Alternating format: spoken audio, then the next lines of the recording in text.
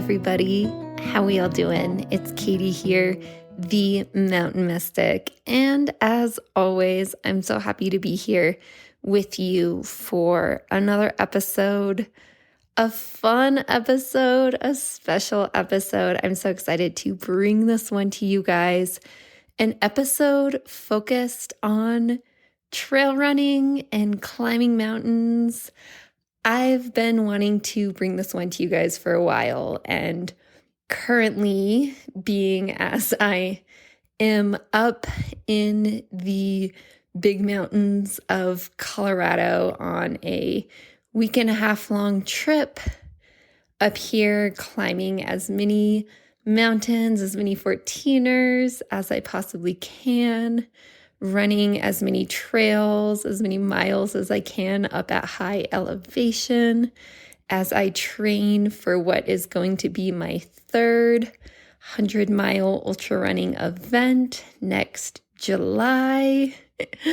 This is the wild side of me. This is one wild side of me, this part of self that for whatever reason has chosen for a third time to sign up for this particular 100-miler High Lonesome 100, this wild race going 100 miles through the Sawatch Range of Colorado. There is something like 23,000 plus feet of climbing. I think there's 6 mountain passes. It's insane. It's wild. It's beautiful.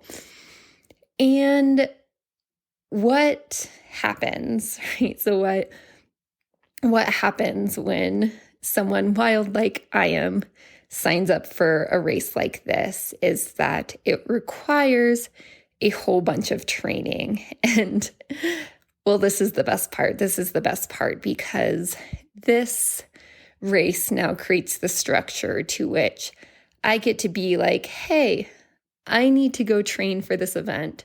So I need to go head off to the mountains of Colorado, disappear into the mountains for a week and a half, spend as much time as possible up above tree line and in the alpine and just soaking in the wildflowers and the creeks and the peaks and everything that is so incredibly beautiful up here. And I'm just about a week into this trip as I am recording this podcast. I had 4 or 5 big days and then took a couple of rest days.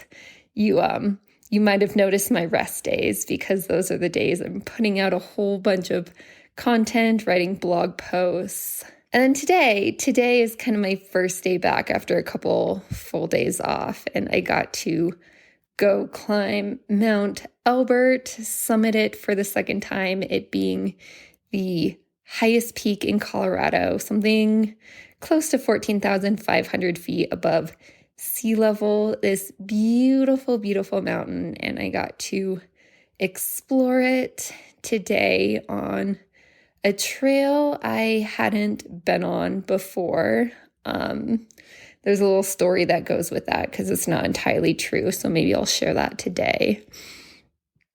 Anyway, I'm sort of getting ready to tie up this introduction here. Clearly, you can tell I'm just full of excitement and full of energy for how much I love this sport, how much I love this part of me that is so in tune with the mountains and doing it in this way that I love, that is through running, hiking, whatever it is, just moving my body, feet on the earth, just my own 2 feet, my legs, moving my body through the forest, through the mountains, through any landscape really. But you've probably caught on by now that the mountains, especially the big mountains, are my most favorite. And again, I'm just so lit up. I am so lit up by it all. Whew. Okay.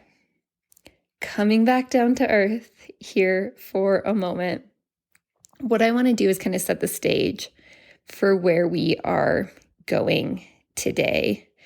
Because if you're a listener of the show, you know that while I love to weave in conversation and story and practice from really fun, exciting spaces like the one I'm opening with, this is also a podcast that I created because there are very serious matters to talk about.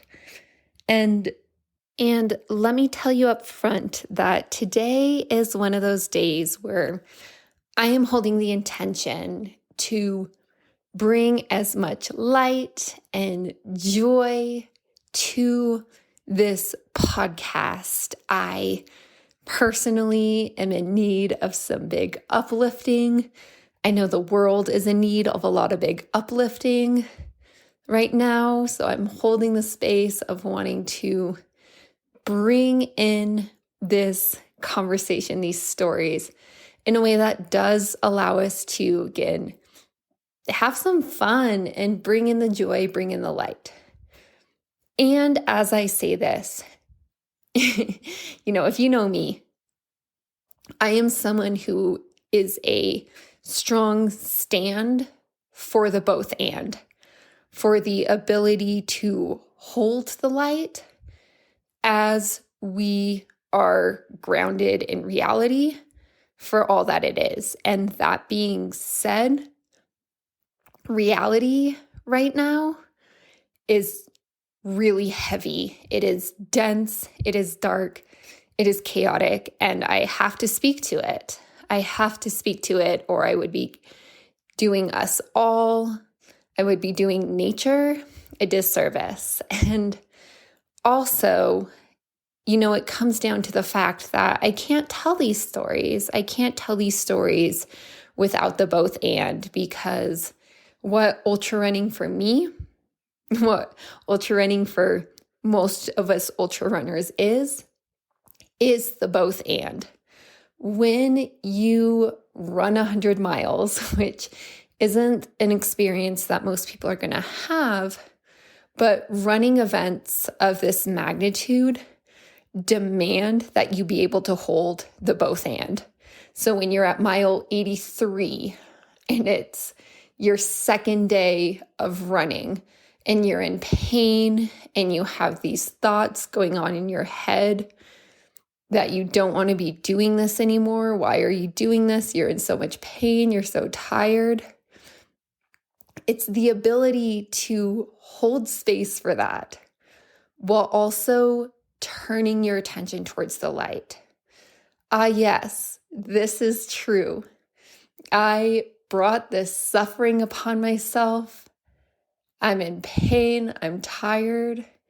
Oh, and also, I am in the most beautiful space, enjoying the most incredible experience, pushing myself, testing myself in a way that few other humans do. What an achievement. What immense light is here. Okay, I can choose to turn to the light. I can choose to embody joy, to be present to the beauty, the wonder, the spectacular nature of what is happening. And I can also be in tune with the pain, with the darkness that is here. It's this wild, wild experience that is ultra running. But I love it. And it speaks to my soul for some particular reason. It is not something that I tell other people to go try, because it is a wild experience. It's kind of twisted in its own way. But there's a reason we do it. There's a reason we do it. And maybe I'll get into that more in the stories to come. But I just wanted to sort of set the stage here that my intention is going to be to bring in some fun, bring in some joy, bring in some light, while owning the fact that what ultra running is an experience that teaches me continuously how to hold all of it, the light and the dark, the joy and the pain. And this is something that I think is really important for us modern humans to be able to do. We have a problem in our world where we get pulled into too simplistic thinking. We get pulled into one end of a polarity versus the other, and we can't hold the both and. And ultra running is one space in my life that teaches me to hold the both and. But again, it's not the only space, which is why I don't teach you to go run miles by the dozens. I teach you embodiment practices that teach you this in a safe, often more gentle space. But today, again, wanting to bring more light into this space, more joy, more fun, more excitement into this space in the best way that I know how, and through my direct experience, shared to you through story from the mountains, hoping to brighten up your day, your life over there, and perhaps invoke something in you too, some deeper connection to this earth, perhaps some inspiration to go spend more time out on this earth, directly on the land, connecting into nature herself, going through this process that I speak to often, that is the remembering process, remembering that we are nature herself. And as I start to speak to these words, what's coming up in me is, again, speaking to the more serious nature of this podcast. Again, I started this podcast because I know that there is big work to do in our world, big work outside of self. But as I teach here, the process, the path really has to begin with work inside of self. So this is me speaking to you as a yoga teacher, as a meditation teacher, as a trained priestess. There is this tendency in our world to look out at all the problems in our world and point blame and try to go directly into problem solving with all the problems around us. And while sometimes blame is necessary, and while sometimes it is important to get to work solving those problems outside of self, what we are witnessing in this world is a crazy, wild, dark, chaotic, terrible series of events happening because we, as a collective humanity, have not done the inner work. We have not done the inner work, and this is largely what we are here to do. This is an embodiment-focused podcast, and because of that, that means we are here to do the inner work. Now, how does this tie into ultra running? Well, I'm going to talk to that with most of the rest of this podcast. Again, I have stories to speak to, speaking to my wild journey and how trail running has become this part of my life that is sort of this cornerstone of how I get to connect into self in connection to this earth. It is through my time on the trails, hiking, running, or otherwise just getting out there and spending time in nature. And what this may look like is hiking or running a few miles up to a valley or the top of a peak, to sit with the mountain or sit with a stream, to sit with nature in stillness. This is something I did last evening. I did what I'll call short for me, little 4-mile hike up into this gulch here just north of Leadville, Colorado. And I sat in stillness and quiet with this beautiful mountain in front of me and just sat there in stillness and had a profound experience.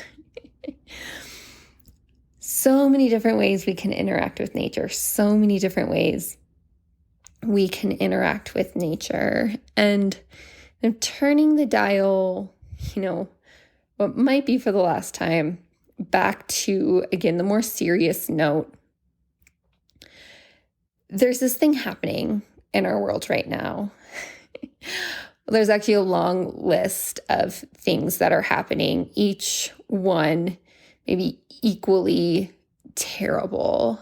And they're happening because of the decisions of particular people on this planet. And the happenings are not okay. They're dark. They're terrible.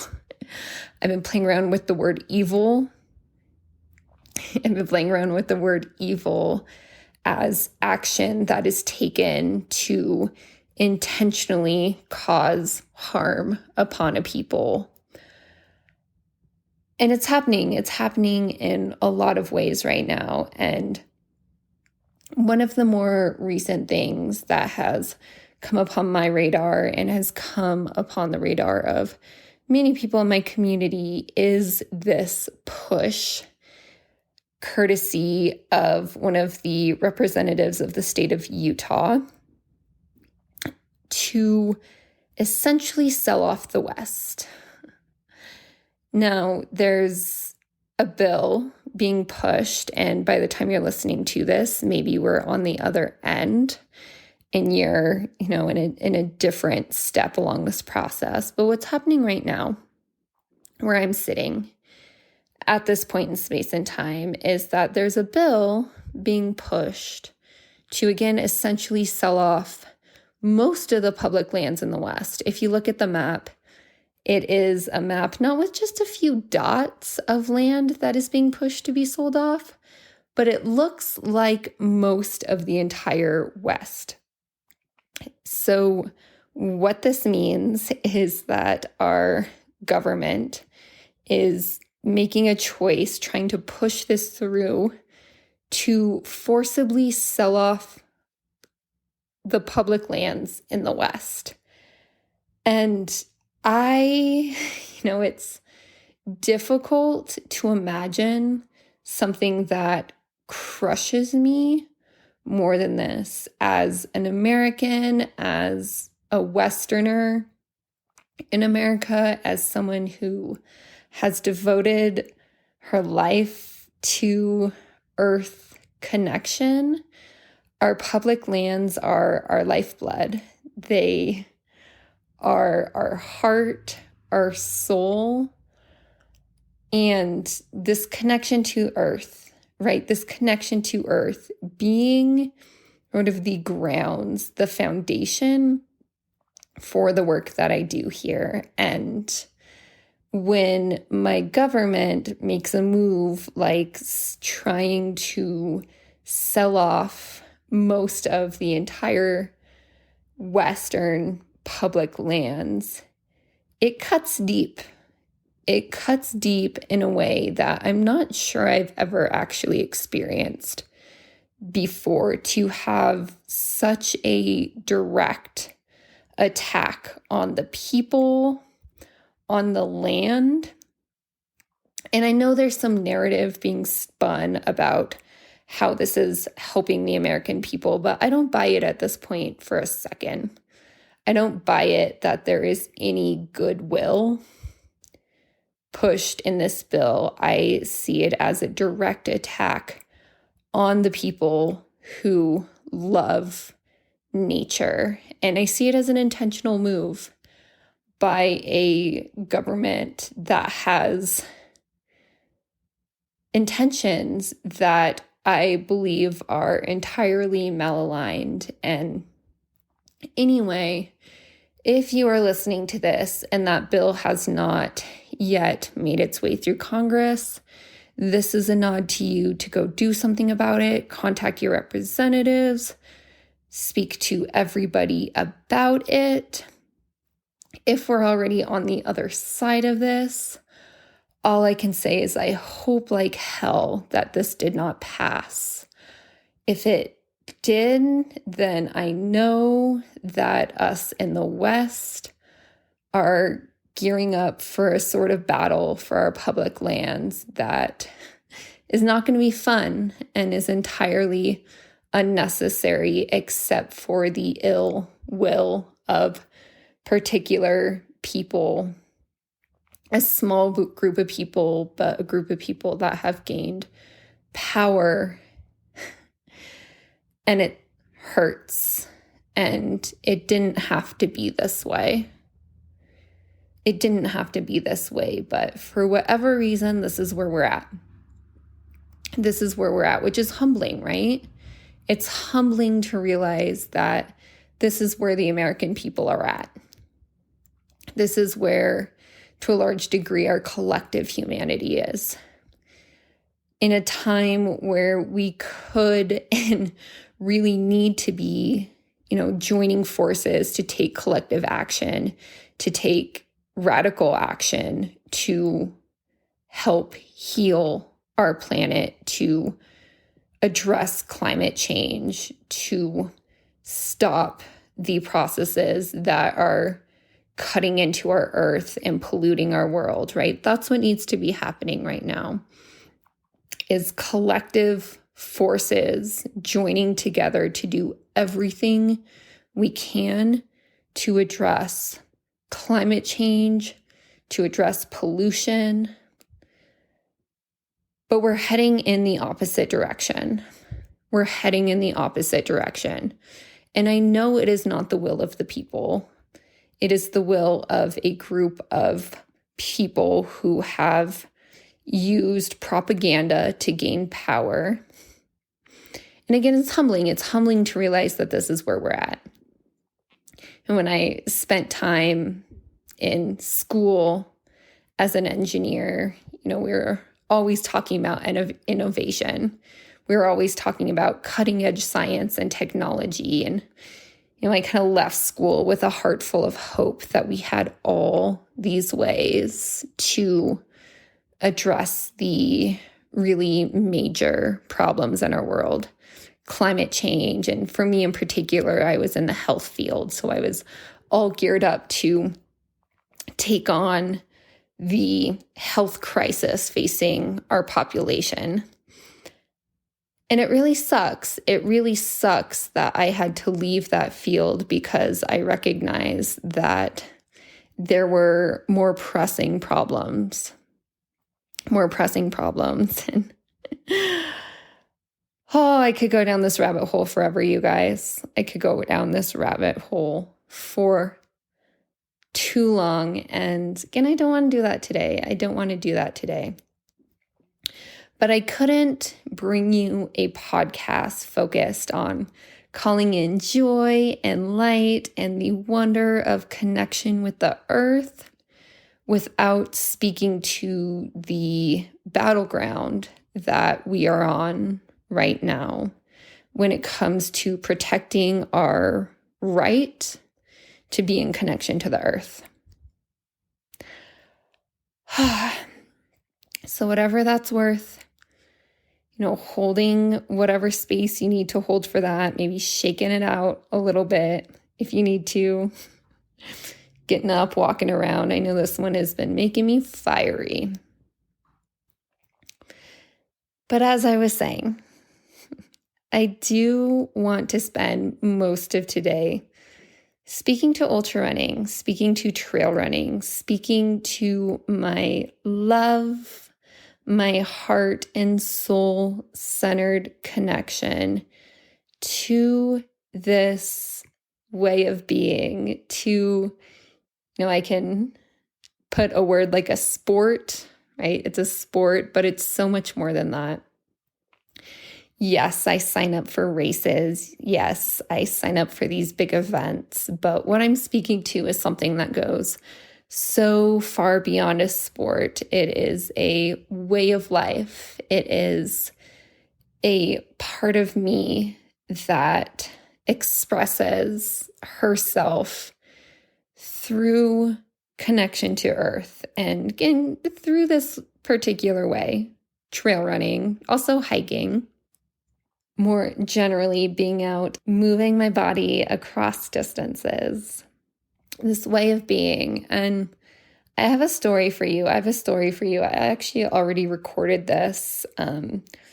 I had it woven together with my embodiment podcast, the other one that I'm going to post probably right after this one. But I was listening to it last night and it didn't really jive together. And I decided in that moment that what I really needed was a full podcast focused on trail running, which is the space we are in right now, of course. But I already recorded this story. And I'm not, to be honest, entirely sure how to lead up into it, other than just sort of dropping it here and letting you hear for yourself. This is a story about how I got into ultra running. More than that, though, it's a story about how ultra running really moved me into the work that I do today. Maybe a few points to kind of preface this story. For those of you who don't know much about me, I spoke to this a little bit earlier.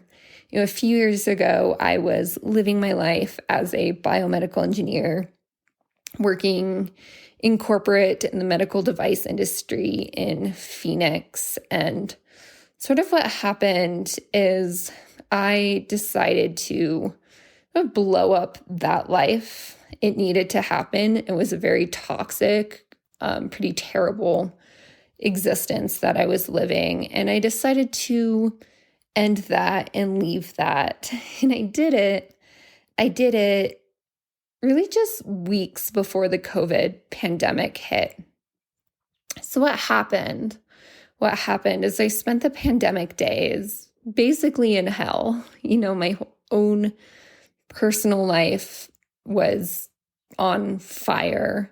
The world around me was on fire, right? We were in shutdown. There was one crazy thing after the next happening, kind of like it is now. Anyway, I was in hell. And how that manifested was PTSD, crippling anxiety. I was experiencing panic attacks. I became a whole different person. And as someone who kind of prides herself in being deeply grounded, right? I was really into rock climbing at the time. But started experiencing this deep ungrounding, these panic attacks that would sort of hit me out of nowhere. Often when I was rock climbing, even when I was rock climbing in really simple, basic spaces. And as this was all happening, as the pandemic, so I had a lot of time on my hands, I decided to kind of switch gears from focusing on physical health and really give myself to the mental health world. And I did this by starting to study yoga. I was in multiple yoga teacher trainings. I joined a yoga therapy program. I dove in deep as I did everything that I could to sort of make my way through this mental health crisis. And what I discovered was that nothing was helping. All these, they're so popular today, right? All these meditation techniques, all this breath work, all these fancy practices. And I'm going to admit, I teach a lot of them these days. I teach a lot of them because they can be powerful. But what I was personally experiencing was that nothing was working for me. Nothing was working for me. And honestly, a lot of it made it worse. But what did help, and what helped immensely, and what became my saving grace and not just in a healing sort of way, but in a transformative way that really made me the person I am today and brought me into the line of work that I do today, was trail running. And there's this specific story of signing up for High Lonesome 100 for the first time in 2022, and it being a wild journey. And this is the story that I'm going to share with you now. So let's roll over to that. Let's begin in 2022. 2022, the very beginning of the year, I did this wild thing that was putting my name into a lottery for a 100-mile ultra running event, one held up in the mountains of Colorado. 100 miles, 24,000 feet of climbing up and down mountains, 36 hours to do it is wild. Who would ever do such a thing? But in 2022, I'd been training as an ultra runner, and I'd been building up over the years. I'd run a few 50Ks, I'd run 100K, and that qualified me for the lottery. And I put my name into this lottery, basically being like, there's no way I'm going to get into it. I'll put my name into it, and we'll see what happens. So then when my name gets called, I find myself in this place of life knocking at my door. Like, am I really going to train for and go run a 100-mile event? That's insanity. It's absolutely crazy. So at the time, I was also sort of building the next version of my business. I really didn't know what it was. I just knew I was done with health coaching. I didn't like the way that we taught nutrition and exercise and other sort of health-focused behaviors. I didn't like that we were trying to make people fit into specific boxes that, different humans thought were optimized, but really we're all just arguing amongst each other, like which one's right, which one's wrong. We were all just trying to tell people what to do, and the whole thing was just stressful and aggravating.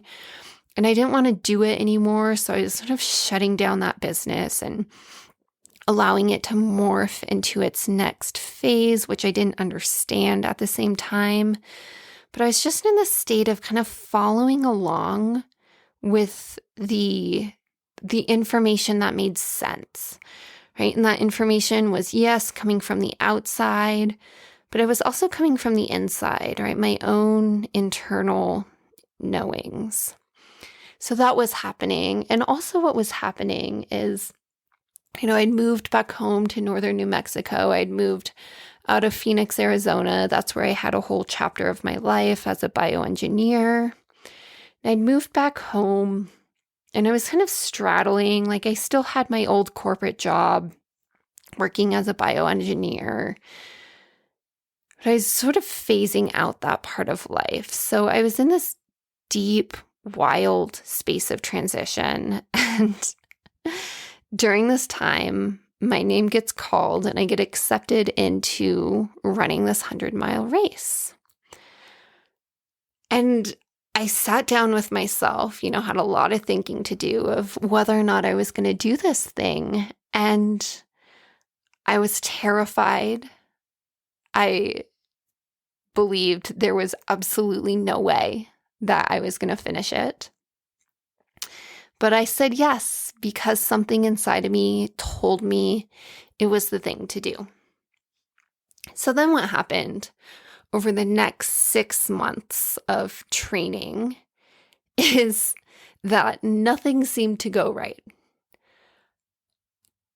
To put it, shall I say more frankly, I found myself in hell.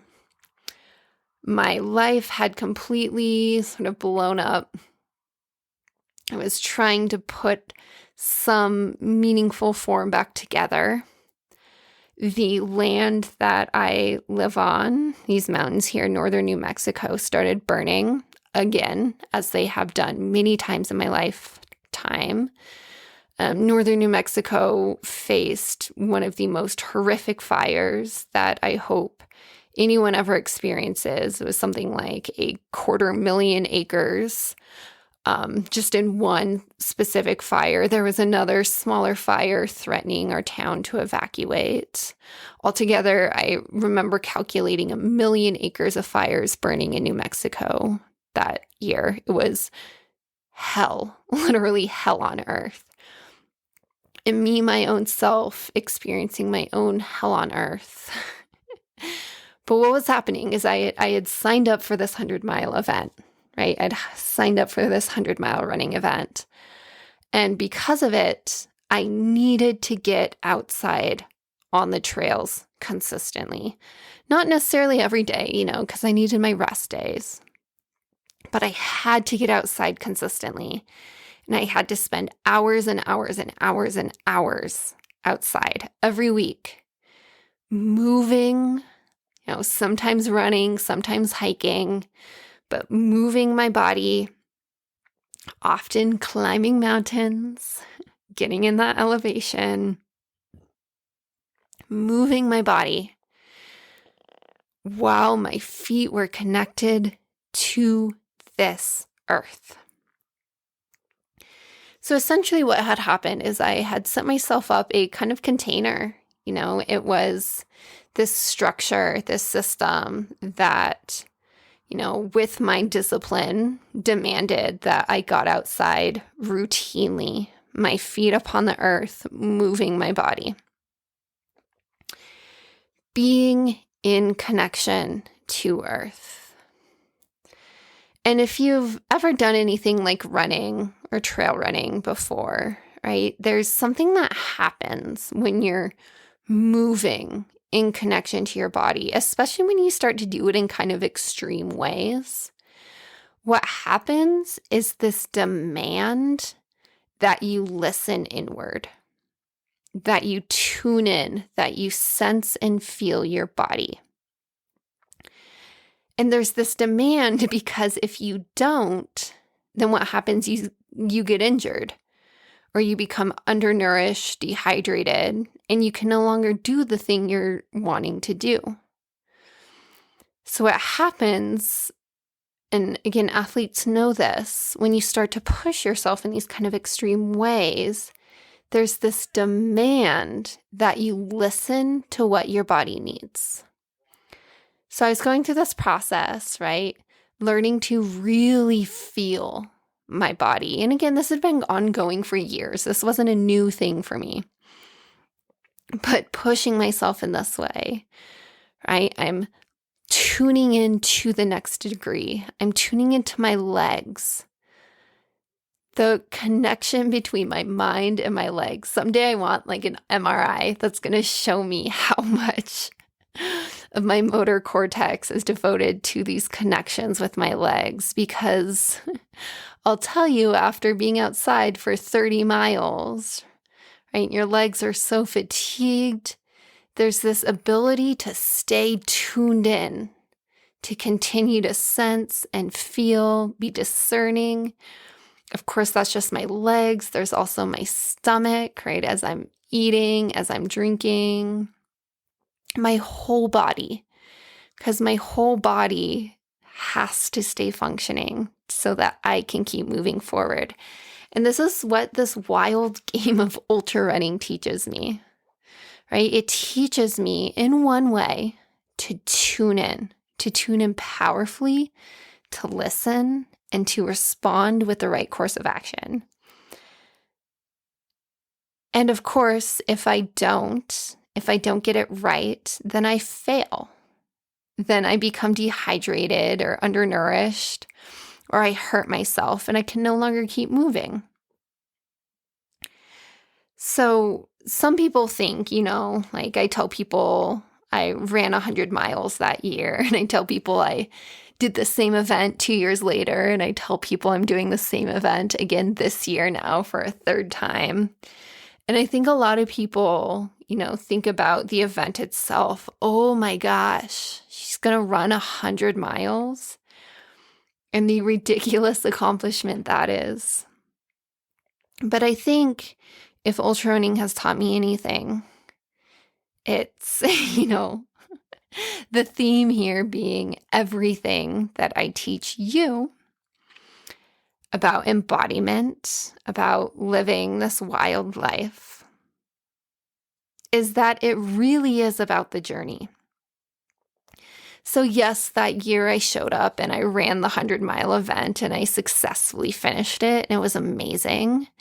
And it took so much of everything that I had learned and everything that I had trained for. But more than that, what I really learned and how I was shaped that year was in every moment of training. It was all those days that I didn't want to get out there, but I did anyway. And then while I was out on the trail, bringing my attention into self, bringing my attention into connection with the different landscapes I was on, this is where the magic unfolded. And this is where the power of the embodiment path unfolds. So no, in no way is this story about running 100 miles and then running it again and again. That's just a crazy thing that I do. But the teaching here is in what happens when we show up consistently, routinely, in the spaces that are calling us in life. And I can tell you in 2022, the year I found myself in hell, the year that I found the forest around me burning again, what happened to me out on that trail changed me. It was profoundly healing, and also it changed me. And it changed me in the way that I teach you here through all the different ways we get to do embodiment work and earthly embodiment work. It changed me because I opened to, in so many ways, these connections with self, me embodied as self. And it changed me because I opened in so many ways to all these communication pathways with the ecosystems that I found myself in.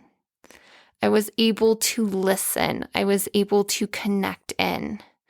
And I say that, yes, thinking about our traditional senses, our eyes and our ears, but also my heart and all these different ways that we as humans have been designed to connect in to the web of life that we are part of.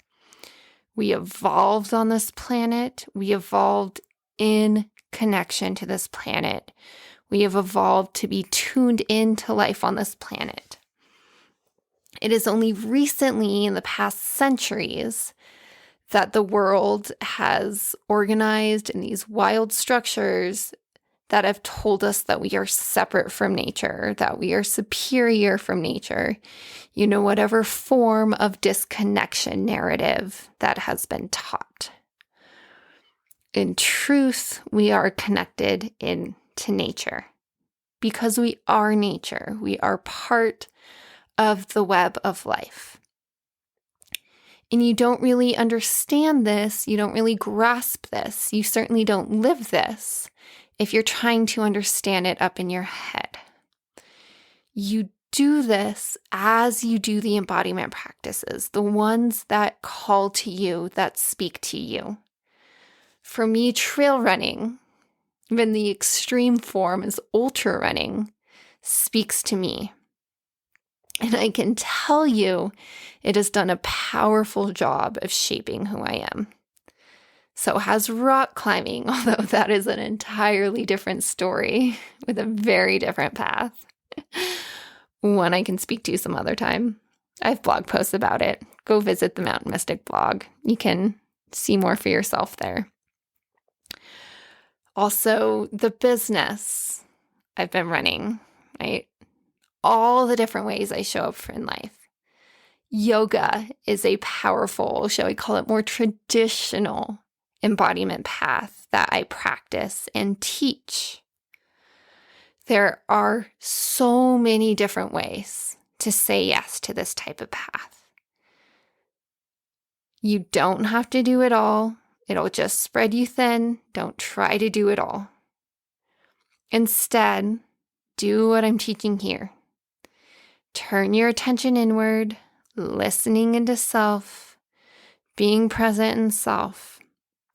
From the space, expanding your consciousness outward. This practice of remembering all the connections that connect you into the whole web of life.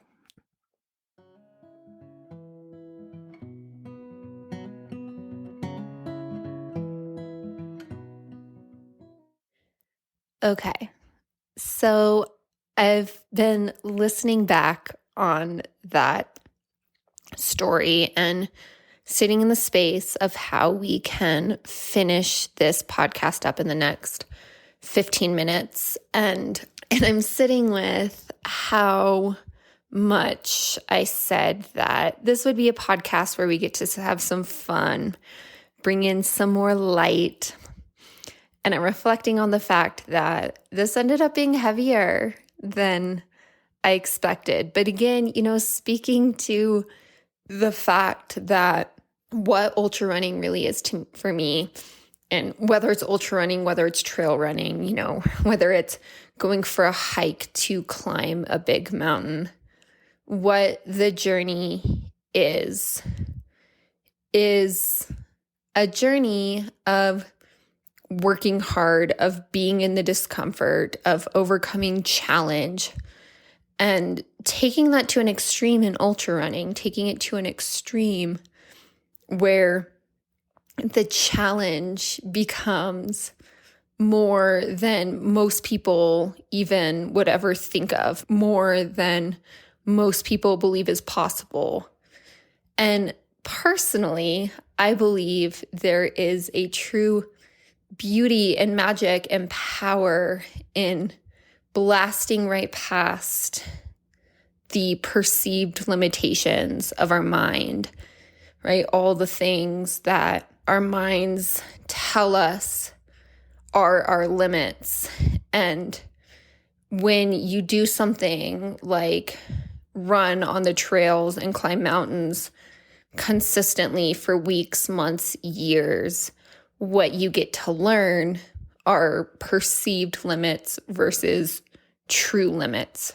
And this right here is a core piece of embodiment. It is a core piece of the embodied path to be in this dance, to be in this conversation between mind and body. Yes, my mind is telling me that I can and can't do this, but I'm going to step into action. I'm going to actually embody the experience, and I'm going to see for myself through direct perception, through direct experience, what is real and what is true. And knowing it's a journey, it's a learning process. It's not a simple space with easy answers, right? This is something that has to be experienced within self. There is nobody else that can tell you how exactly to do this. It has to be you. It has to be you taking those steps, being in tune with nature, being in tune with your body, experiencing it for yourself. And I could say the exact same thing for yoga, right? There's a reason I teach embodiment through this trail running lens, just as I also teach yoga, right? There is no structure, there is no process, there is no pose, there is nothing that I can teach you that is idealized, that is going to get you where I think you need to go. What the embodiment path is, and whether it's through yoga, whether it's through trail running, whether it's through hiking, pick whatever it is for you, right? And these are only two options. But whatever your thing is, where you can get into your body and bring conscious awareness to the whole experience, this is what walking the embodied path is. This is what walking the embodied path is. Pick what your thing is. And chances are it's not, it's going to be a co-creative process here, because there are things in this life that your mind, your heart, your soul is naturally drawn to, right? I am drawn to trail running and to ultra running. I am drawn to yoga to a certain degree, but that's not as powerful as trail running is for me. I'm also drawn to certain types of meditation, right? The list is really endless, though. The list is endless for different ways that you can get in your body and experience for yourself what it means to walk through this world, to be a witness to what is going on in your head, to the stories that you are telling yourself, and to experiencing for yourself to what degree are these stories true. Anyway, you know me, I could teach on the embodied path forever, which is why I have a whole podcast with more episodes to record, which is why I have a blog, a YouTube channel, which is why I hold circles. So all these different ways to connect. A particular nod right now to joining us in Circle, joining us in membership, upwardslopes.com/circle. That'll get you there. I'm not going to spend too much time plugging it right now. But if you want to be in a space of practice and conversation with me, if you want access to a whole library of guided practices, that's the space to go check out. What I want to do with the rest of our time here, is do a practice. I'm, sitting here wanting to share one more story. And actually, I'm sitting here wanting to share a whole bunch more stories because I've been climbing so many mountains lately, and I have all these stories that I want to share with you from the mountains. But what I want to do is share a particular story because I think I can weave it into a practice that that I did yesterday, actually, in a powerful ceremony within the Evolving Sisters Network. It's a network that I've been teaching in for over a year, and it was actually a closing ceremony. It was a closing ceremony for that network. It's been an honor to teach inside of it, but it's now, this time for me of moving from teaching inside that network to really holding circles in my own space. So that's what's been happening. Anyway, in that ceremony, I shared about being here in Leadville, Colorado, over 10,000 feet. I think on the sign it says something like the highest town in America. I don't know. We're at high elevation here, 10,000 feet above sea level, with tree line being somewhere around 11,000 feet. And what that means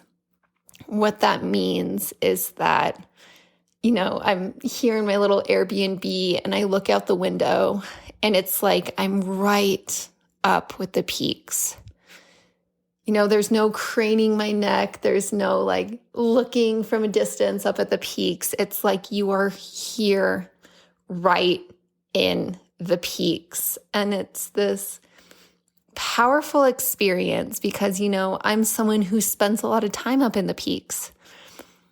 But to get there, it's a lot of work, right? In that journey up through the forest, up across tree line and up into the alpine above tree line, right? These high peaks where the forest falls away and the sky just opens up and the sun starts shining down so powerfully.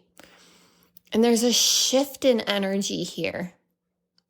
there's a shift in energy when you move from this realm that's the forest, right? The forest where life around you is dense and it's beautiful, right?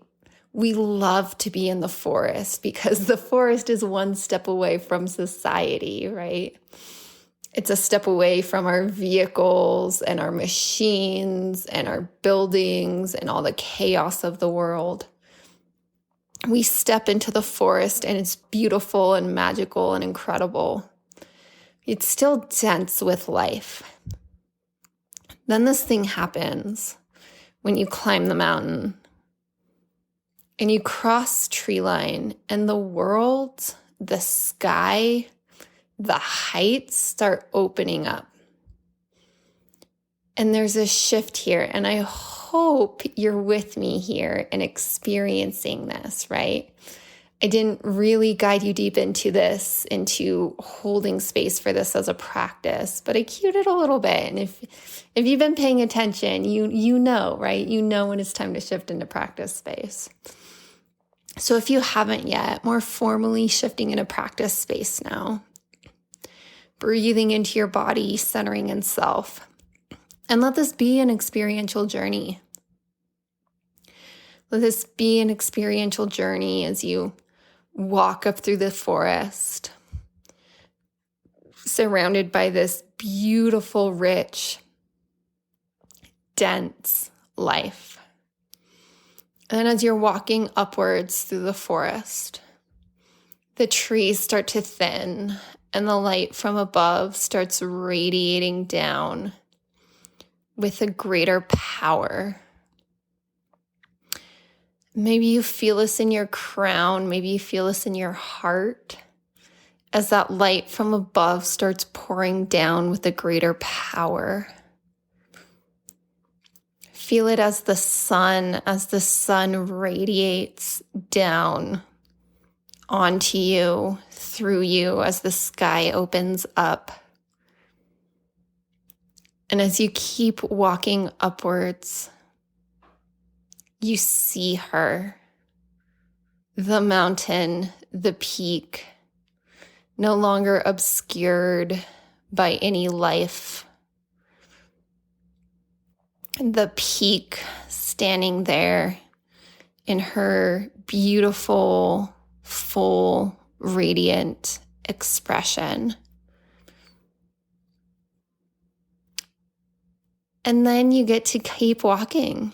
You get to keep walking upwards, following the trail as it guides you up through the alpine, witnessing the endless grasses, the wildflowers, the clearest flowing crystal creeks.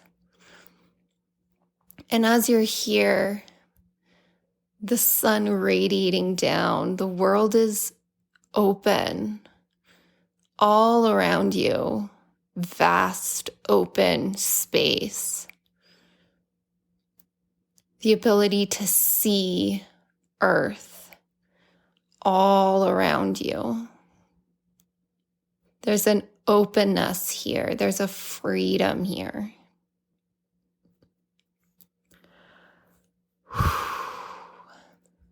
I've been spending the last week up in this area, running through the forest and crossing above tree line and hanging out in the about 3,000 feet above tree line, climbing 14ers, these giants, these pillars. What other word can I put to the magnificence of these mountains? And as I've been up here, I've been experiencing what I'm sort of trying to bring to you through an inspirational journey. But I've been experiencing it physically. And as I experience this physically, right, I'm there physically in my body, feet upon the earth. And what I'm experiencing here, and what I'm going to speak to as a spiritual experience in this realm where we can be physically embodied, feet grounded upon the earth, this powerful earth, as we are open, so close to the heights. And this is what I teach. This is what I teach in my earth priestessing spaces, in my new earth embodiment spaces, is this practice. This is the core practice that I teach. And if you haven't gotten to do it with me, I invite you to do so. There will be a practice of it included in the embodiment podcast that's coming out after this one. But if that one's not out yet, go find me on YouTube. I'm doing this practice all the time. All the time. In most videos, I'm guiding this practice. And this is what we do in circle together, is this practice. And in a way, it's a very spiritual practice, right? We're connecting into the heights. We're connecting to the light up above, and we're calling it down, and we're embodying it. We're doing this in a way that changes us physically. It's healing, it's transformative, it's inspirational, and it moves us in the directions that we best be going in this life. This is why I love this practice. This is why I love this practice. I never in a million years thought I would be calling myself a spiritual teacher. But now sitting in the space where what's happening is my time on the trails is translating directly to these ancient spiritual practices. And what I get to do as a modern earth priestess and as an ultra runner and mountain climber is weave it all together and share it with you with an invitation to go have an experience. Don't get all heady trying to figure out, like, what on earth is this girl doing? Go try it out for yourself. If I, someone who was a very serious, astute engineer, entirely devoted to the mechanical and chemical and biological world, if I can find myself in a space where my life is being powerfully impacted by this sort of practice, then I know anyone can be open to it. Try it out, experience it for yourself. Again, there's all these different ways to do this practice. As we start to close down here, because I know we've reached over an hour at this point, but, as I'm speaking to this, I'm recognizing the fact that we're coming up on the summer solstice. And just a day or two after I record this, then the summer solstice is going to be hitting. And this is a time of the greatest amount of light. The sun reaches its peak in regard to the most amount of light that it's shining down on us. And this is a powerful time to go do this sort of practice. I'm putting together a practice so that you can go hang out in this space, and I'll link that below. Particularly powerful on the solstice, but it doesn't have to be the solstice. It doesn't have to be the solstice to open up to the light up above, to call it down, to embody it, to bring it through you, and to share it with the world. One more note here. Again, you can do this in practice with me. You can also do this in a more physical, grounded upon this physical plane sort of way by taking a walk or a hike or a run up a mountain. Go run through the forests, along the creeks, through the trees. Pass up through tree line. Open up as the world around you opens up, as the light shines down more powerfully from up above. Let the light pour down through you. Embody it, be it, and let that light change you. Let it heal you. Let it transform you. Let it bring you joy. Let it bring you wonder. Let it bring you hope. Let it bring you inspiration. Okay, friends, it's time to close this podcast down. I need to go eat my giant dinner after burning 2,000 calories on my 15-mile trail line up and down the tallest peak in Colorado. It was a wild run today. It's a beautiful run. This may be one of my top 5 ever trail runs. Running up and down Mount Elbert in some pretty incredible time for myself, if I do say so myself. It was a good day. It was a beautiful day. But now I need to go eat a whole bunch of food and get some sleep so that I can get back at it tomorrow and do it all over again. And then the next day, do it all over again, because I put myself and found myself in this wild experience that's training for another 100-miler that I get to go do next month. Oh, wild times, beautiful times, also dark, scary times. Stay grounded, stay centered, show up in the places that matter. Call your representatives, tell them that the West is not for sale. All the things. All right. So much love to you all, and I look forward to catching you next time.